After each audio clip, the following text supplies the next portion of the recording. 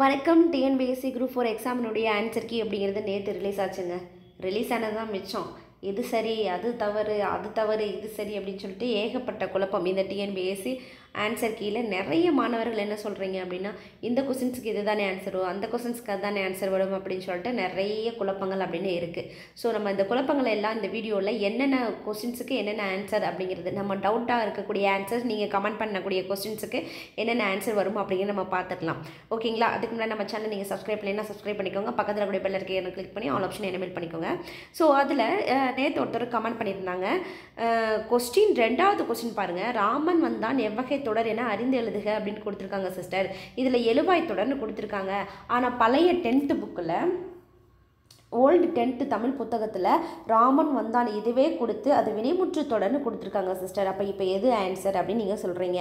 நீங்கள் ராமன் வந்தான் அப்படிங்கிறது உங்களுக்கு பழைய 10th தமிழ் புத்தகத்தில் வினைமுற்று தொடர்னு கொடுத்துருந்தாங்க அப்படிங்கக்கூடிய பட்சத்தில் நீங்கள் அதை ப்ரூஃபாக எடுத்து நீங்கள் சேலஞ்ச் கிளைம் பண்ணலாம். ஓகேங்களா?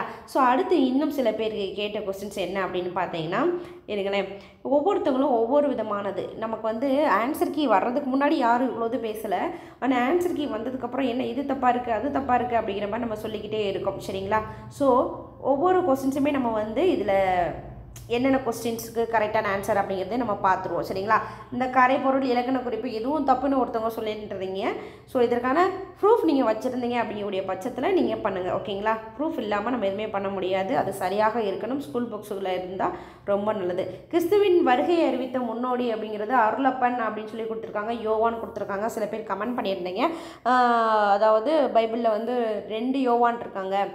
யோவான் ஒருத்தர் வேறு, திருமுழுக்கு யோவான் அப்படிங்கிறது வேறு அப்படிங்கிற மாதிரி சொல்லியிருந்தீங்க. ஸோ அருளப்பன் அப்படி நீங்கள் கொடுத்தது வந்து சரியானதாக விடை தான். ஓகேங்களா?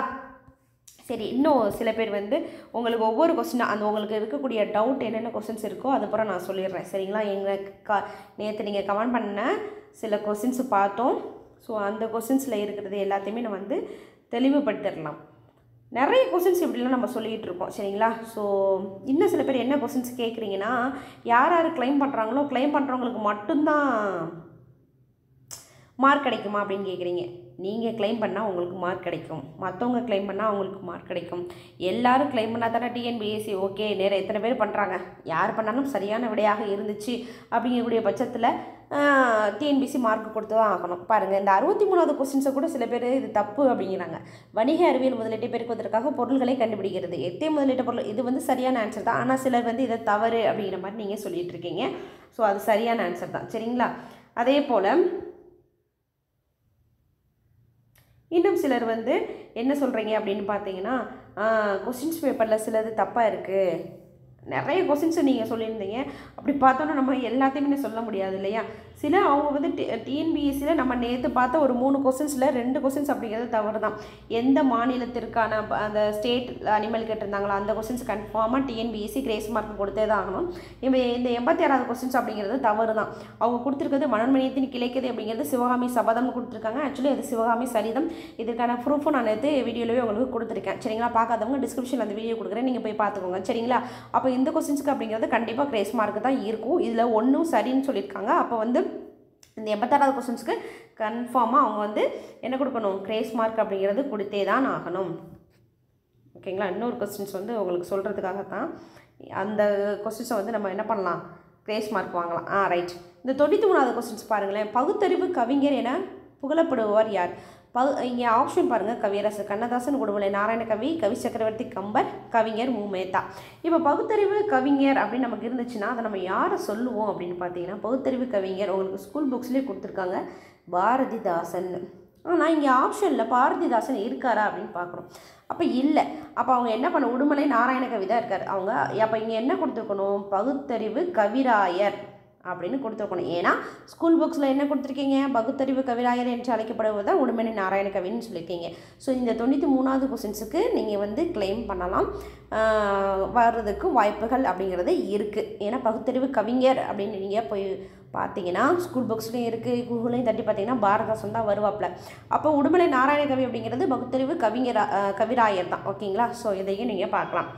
அடுத்த கொஸ்டின்ஸு, இதெல்லாம் நமக்கு வந்து பழைய புத்தகத்தில் இருந்த கொஸ்டின்ஸ். அப்போ பழைய புத்தகத்தில் இருந்துமே அவங்க என்ன பண்ணுறாங்க, கேட்குறாங்க. நம்ம படைப்பாளன் தன் கருத்துக்களை உணர்ச்சியோடு வெளிப்படுத்தும் வடிவம் அப்படின்னு சொல்லிட்டு ப்ரைவேட் ஆன்சர் கீழே எல்லாருமே என்ன சொல்லியிருந்தாங்க அப்படின்னா நாடகம் நாடகம் நாடகம்னு சொல்லியிருந்தாங்க. ஆனால் ஆக்சுவலி அதுக்கு என்ன ஆன்சர்னு பார்த்தீங்கன்னா கவிதை தான் சரியான விடை. ஓகேங்களா? இங்கே பாருங்கள், இப்போது நமக்கு மேலே கொடுத்த கொஸ்டின்ஸ் நம்ம இப்போ ஒரு பகுத்தறிவு கவிஞர் அப்படின்னு ஒரு கொஸ்டின் பார்த்தோமா, அந்த கொஸ்டின்ஸுக்கு இவங்களே ஆன்சர் கொடுத்துருக்காங்க.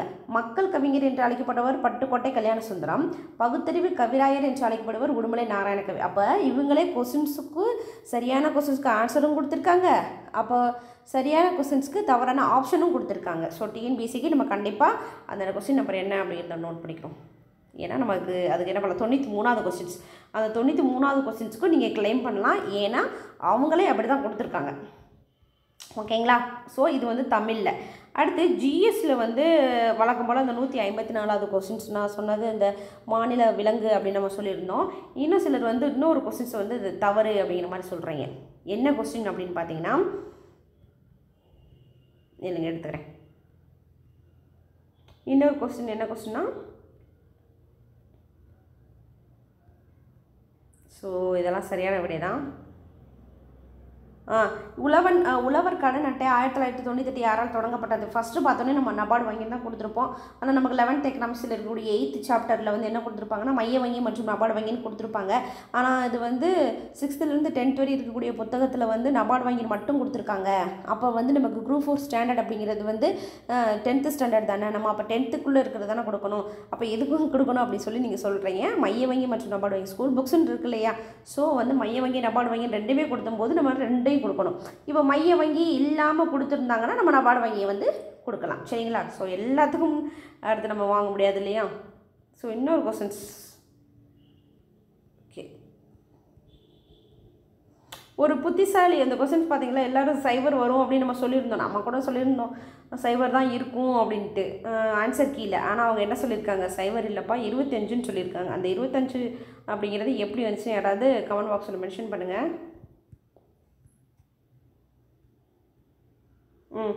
ஒரு அரைக்கோளத்தில் காணப்படும் மீப்பெரு பொது வட்டங்களின் எண்ணிக்கை எத்தனை அப்படின்னு கேட்டோம். அவங்க வந்து 1ன்னு கொடுத்துருக்காங்க. சில பேர் வந்து எதுவுமே கிடையாது அப்படிங்கிற மாதிரி சொன்னாங்க. ஸோ 1 அப்படிங்கிறது தான் சரியான விடை. ஓகேங்களா? ஸோ எத்தனை கொடுக்கலாம், ஒரு வட்டம் இருக்கும் அப்படிங்கிற மாதிரி சொல்லியிருக்காங்க. சரிங்களா? அதே போல் இந்த கொஸ்டின் நம்பர் 145ல் இதுக்கு ஏபி வரும் தான் நம்ம எல்லோரும் எதிர்பார்த்துட்டு இருந்தோம். ஆனால் அவங்க கொடுத்துருக்கிறது எம்பி அப்படின்னு கொடுத்துருக்காங்க. ஸோ ஏபி வர்ற மாதிரி நீங்கள் ஆன்சர் இருந்துச்சுன்னா நீங்கள் கிளைம் பண்ணிக்கோங்க. பட் இதுக்கெலாம் ஆன்சர் வர்றதுக்கு வாய்ப்புகள் கிடையாது. ஒரு புத்திசாலி, இந்த கணக்குக்கு நம்ம வந்து சைபர் அப்படின்னு சொல்லியிருந்தோம். ஆனால் அவங்க என்ன கொடுத்துருக்காங்க, இந்த புத்திசாலின்னு சொல்லிட்டு ஏதோ ஒரு ட்ரிக் இருந்திருக்கு, அதனால 25 தான் அப்படிங்கிறது ஆன்சராகவும் இருந்திருக்கிறது. ஓகேங்களா? இந்த ஃப்ளோயை உணவேற்று மூலம் கடத்தப்படுவது வந்து சுக்ரோஸ் அப்படின்னு கொடுத்துருக்காங்க. 9th சயின்ஸ் புத்தகத்தில் இதுக்கு ஸ்டார்ச் இருக்குது அப்படின்லாம் சில பேர் சொல்லியிருந்தீங்க. ஓகேங்களா? ஸோ உங்களுக்கு என்ன தவறு இருக்கோ அதுக்கான சரியான ப்ரூஃப் இருந்தால் நீங்கள் வந்து கிளைம் பண்ணலாம். அப்படி இல்லைன்னா நீங்கள் எல்லாத்துக்கும் கிளைம் பண்ணிகிட்டு இருக்க வேண்டாம். ஸோ இது வந்து நமக்கு தவறு. 154வது கொஸ்டின், இது வந்து மகாராஷ்டிராவுக்கு கிடையாது. அவங்க வந்து இந்தியன் ஜெயின்ஸ் குடையில் தான், ஒரு ராட்சத அணில் தான் இவங்களுடைய மாநில விலங்கு. ஸோ இதுக்கெல்லாம் நம்ம வந்து கண்டிப்பாக அவங்க என்ன பண்ணணும், நமக்கு கொடுத்து தான் ஆகணும். ஓகேங்களா?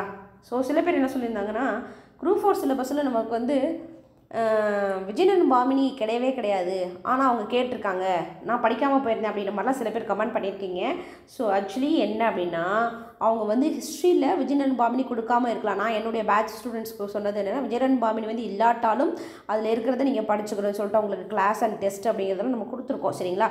ஸோ இல்லை அப்படின்னா நமக்கு வந்து ஹிஸ்ட்ரியில் நம்ம என்ன படிச்சிருக்கோம், டாபிக் என்ன வருது, ஃபஸ்ட்டு என்னது, சிந்து சமவெளி நாகரிகம், குப்தர்கள், டெல்லி சுல்தான்கள், முகலாயர்கள், மராத்தியர்களில் பேஷ்வாக்கள். இப்போ மராத்தியர்லாம் கொடுத்துருப்பாங்க, அதனால் பேஷ்வாக்கள் படிக்காமல் விடக்கூடாது. சரிங்களா? மராத்தியர்லேருந்து பேஷ்வாக்கள். ஸோ தென்னிந்திய அரசுக்கு போகிறதுக்கு முன்னாடி, தென்னிந்திய அரசுக்கு முன்னாடி இருக்கிறது என்னது, விஜயநகர் பாமின்னு நம்ம படிச்சுதாகணும். அதன் பிறகு தான் தென்னிந்திய அரசுகள். ஸோ இதெல்லாம் நம்ம படிச்சுதாகணும். அதே போல் தென்னிந்திய அரசுகள்னால் சேர சோழ பாண்டியர் மட்டும் நான் படிச்சுக்கிறேன் அப்படின்னு நம்ம போயிட்டு அங்கேயும் கொஸ்டின்ஸில் வந்து ராஷ்டிரகூடர்கள் இதெல்லாம் வந்துருச்சுன்னா, நான் வந்து தென்னிந்திய அரசுலாம் சேர சோழ பாண்டியர் மட்டும் தான் படித்தேன், ராஷ்டிரகூடர்கள் வந்துருக்கு நம்ம கேட்கக்கூடாது இல்லையா? ஸோ நம்ம வந்து படிக்கும்போது எல்லாம் படிச்சிருக்கோம். நம்ம பேட்ச் ஸ்டூடெண்ட்ஸ் சொல்லியிருந்தோம், கரெக்டாக தான் எழுதியிருக்காங்க.